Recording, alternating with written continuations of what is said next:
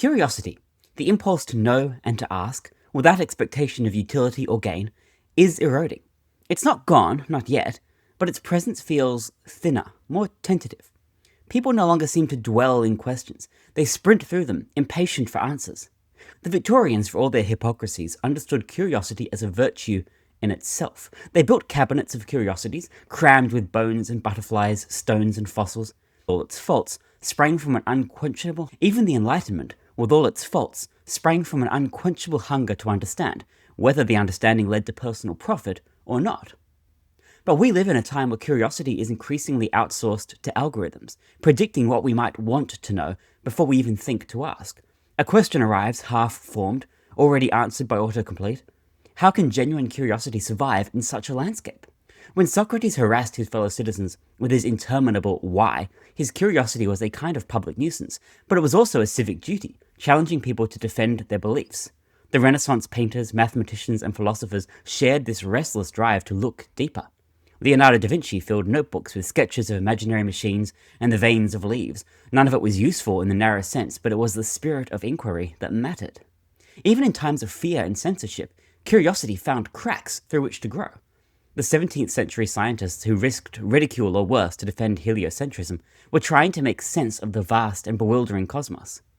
Compare that with our present condition. When was the last time public debate revolved around a deep intellectual question rather than a pre-packaged talking point? Is there space left for the person who simply wants to ask why things are the way they are without immediately monetizing the answer? The printing press, the telescope, the steam engine, each of these innovations ignited curiosity instead of quenching it, but modern tech, and particularly the internet, places an unimaginable volume of information at our fingertips. It also tempts us to believe that knowing, or even just accessing facts, is equivalent to understanding, that scrolling is equivalent to inquiry. When a question comes up, the instinct now is to type it into a search bar or ask a chatbot, and within seconds an answer appears, often accompanied by a ranking of the best explanations. And what's missing is the struggle, the process of wondering, guessing, testing an idea, and then reshaping it in light of new evidence is where real curiosity lives. Without friction, questions become shallow, more like tasks to be checked off a list. The internet has killed off boredom, and with it the kind of idle, drifting thought from which curiosity often springs.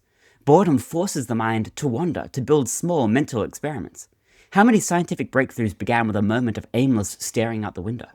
And what happens to those moments when every second is filled by notifications and curated content designed to keep us from ever feeling the weight of the unanswered? If curiosity is waning, some of the blame lies with the way we teach. Schools often treat knowledge as a commodity, something to be memorized and delivered back on command. And so children begin life as relentless questioners. Why is the sky blue? Why does the moon change shape? But then somewhere along the line, those questions are replaced with a dull fear of being wrong. The system prizes correct answers over inventive ones, obedience over exploration.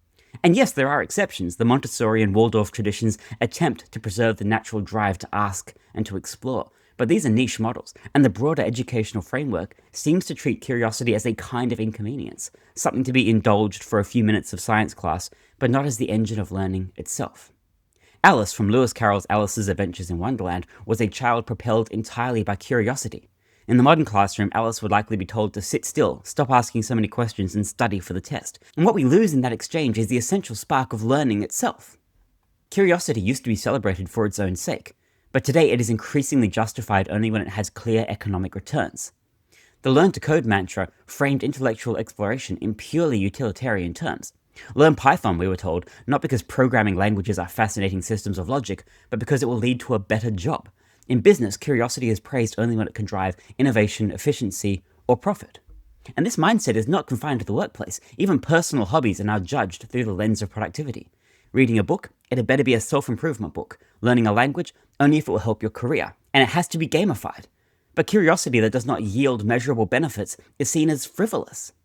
And that is such a narrow way to live. Who would dare spend weeks reading about medieval city planning or the diet of whales or obscure forms of poetry if the time cannot be justified on a spreadsheet?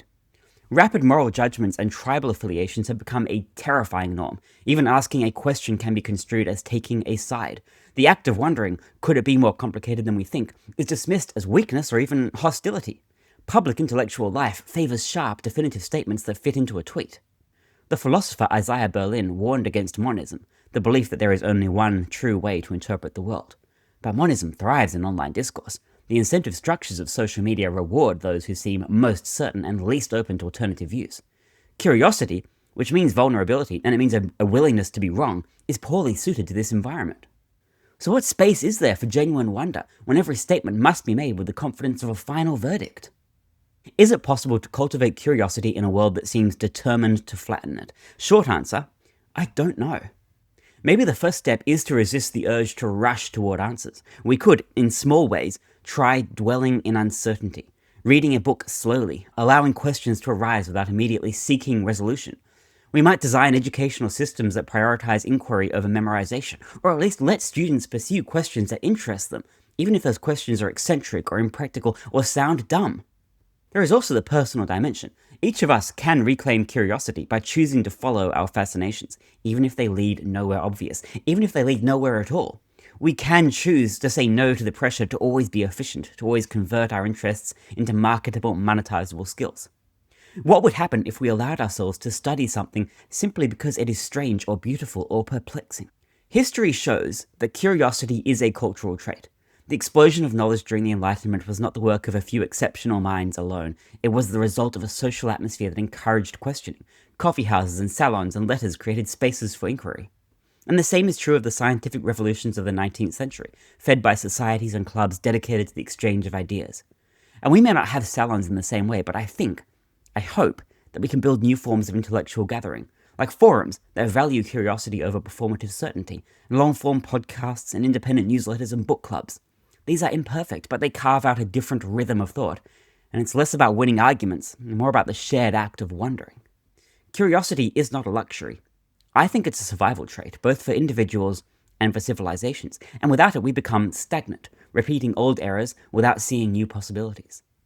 The decline of curiosity was not inevitable, but neither is its renewal.